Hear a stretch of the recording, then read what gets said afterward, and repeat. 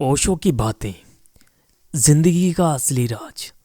आज से हम शुरू कर रहे हैं एक ऐसा सफ़र जो जहां हम ओशो की बातों को समझेंगे। हालांकि सब सोचते होंगे कि ओशो की बातें और उनकी तरीके हमको समझ में आ गए, लेकिन आज हम उनकी बातों को समझेंगे और अपनी ज़िंदगी में उनकी बातों को उतारेंगे।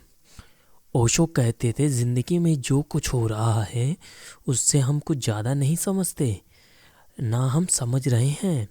हम जो कुछ देख रहे हैं और जो सुन रहे हैं उसका असली मतलब हम समझ ही नहीं पाते, क्योंकि हम अपने दिमाग की हवा में फिरे रहते हैं।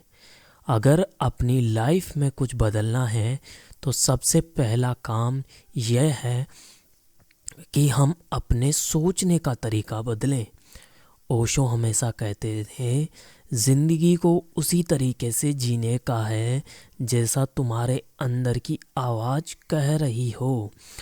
छोटे से छोटा डिसीजन, जैसे कि तुम क्या खाना चाहते हो या किसी दोस्त को कॉल करना है, ये सब तुम्हारे अंदर की आवाज़ पर डिपेंड करता है।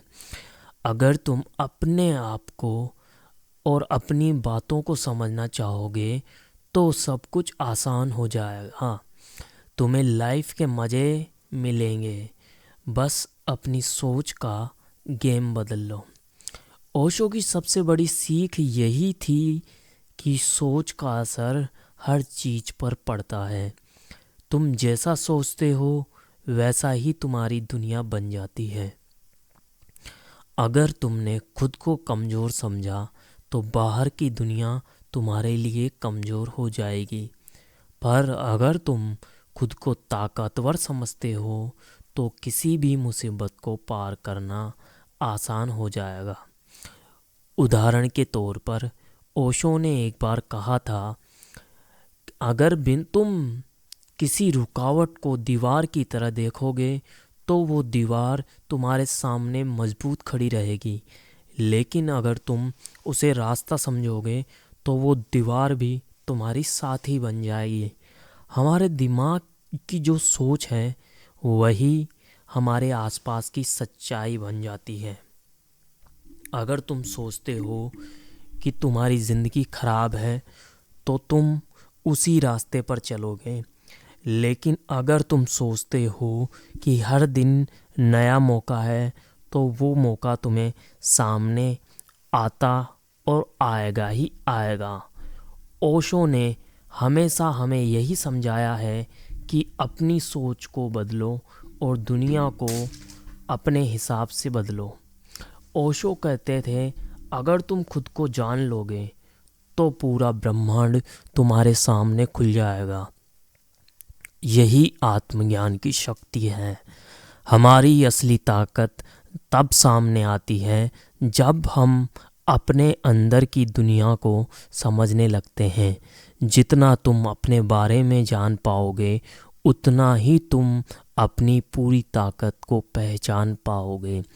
हम में से बहुत से लोग दूसरों को खुश करने के लिए जीते हैं, पर ओशो की यह सीख है कि पहले खुद को जानो और फिर दुनिया को जानो। खुश रहने का कोई तरीका नहीं है, खुश रहना ही एक तरीका है। ओशो कहते थे, जब तुम अपनी इच्छाओं, डर और आत्मसंकोच को समझ लोगे तब तुम्हारे लिए कोई भी समस्या बड़ी नहीं रहेगी। किसी ने ओशो से पूछा था कि खुशी किस में है, तो ओशो ने जवाब दिया, खुशी कभी बाहर नहीं होती, यह हमेशा अंदर होती है। जब तुम अपने अंदर की आवाज़ सुनना शुरू करोगे तब दुनिया भी तुम्हारे हिसाब से सही होने लगेगी। खुद को जानने का मतलब है अपनी असल पहचान को जानना, अपने भीतर की शांति और शक्ति को पहचानना। यही है आत्मज्ञान का रास्ता। ओशो हमेशा कहते थे, डर से मुक्त हो जाना ही सच्ची स्वतंत्रता है। जीवन में डर और संकोच हमें खुद से दूर करने देते हैं। हम हमेशा सोचते हैं कि क्या होगा, क्या गलत हो जाएगा, पर जब तक हम डर से नहीं निकलते, हम कभी अपनी पूरी क्षमता को पहचान नहीं पाते। डर केवल हमारी सोच का परिणाम है। जब तुम डर का सामना करते हो तो वही डर खुद कम हो जाता है। ओशो के अनुसार डर से भागना नहीं है, बल्कि उसे अपनाना है। डर का सामना करो और तुम पाओगे कि वह डर उतना बड़ा नहीं था जितना तुमने सोचा था। ओशो की एक कहानी याद आती है। जब एक आदमी ने उनसे पूछा कि डर कैसे दूर करें, ओशो ने कहा, डर को गले लगाओ, वही तुम्हारी शक्ति बनेगा। जैसे किसी बच्चे से उसका डर खत्म करने के लिए उसे अंधेरे कमरे में भेजने की ज़रूरत नहीं होती, वैसे ही हमें अपने डर का सामना करना चाहिए। यही सच्ची बहादुरी है। अगर तुम डर के बिना जीवन जीना चाहते हो तो तुम्हें अपने भीतर की शक्ति को पहचानना होगा।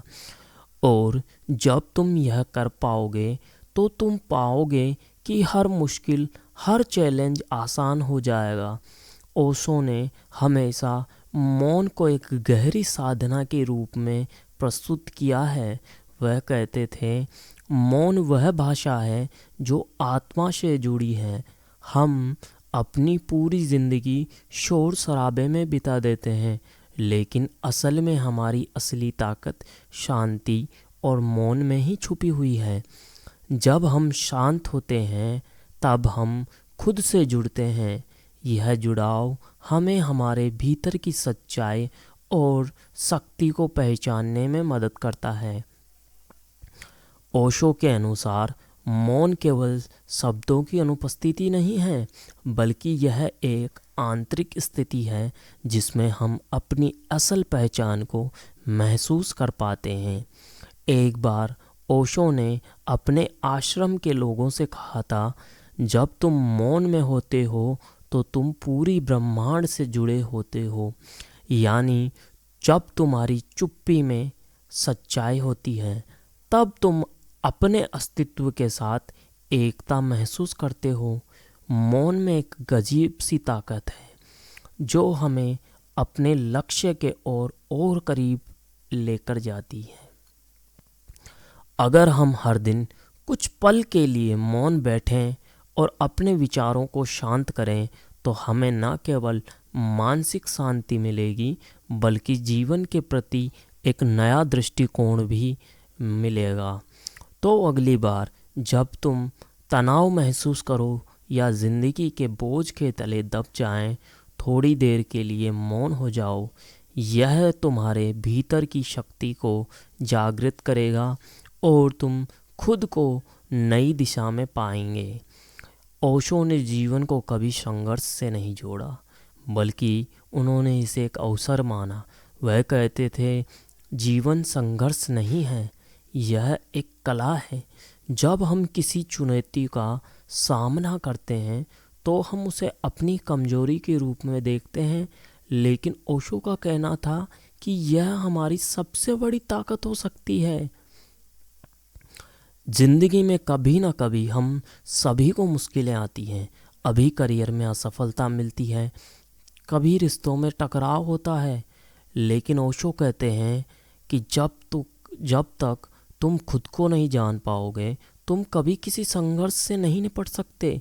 यानी जितना अधिक हम खुद को समझेंगे, उतना ही आसानी से हम जीवन के संघर्षों का सामना करेंगे। ओशो की एक कहानी याद आती है जिसमें एक साधक उन्हें यह शिकायत करने आया था कि उसे जीवन में केवल समस्या ही दिखती है। ओशो ने उससे कहा, जब तुम एक छोटे से कांटे को देखोगे तो वह तुम्हारे लिए एक पहाड़ बन जाएगा, लेकिन तुम इसे सिर्फ एक कांटा समझकर पार करो तो तुम बड़े संघर्षों से भी बच सकते हो। ओशो का मानना था कि हर कठिनाई के भीतर एक अवसर छिपा होता है। हमारी समस्याएं हमें नया सीखने और खुद को बेहतरीन बनाने का मौका देती हैं। इसलिए जब भी तुम्हें लगे कि जीवन में कुछ गलत हो रहा है तो इसे एक चुनौती समझो और इसे अपनी ताकत में बदलने की कोशिश करो। यह कहानी हमें सिखाती है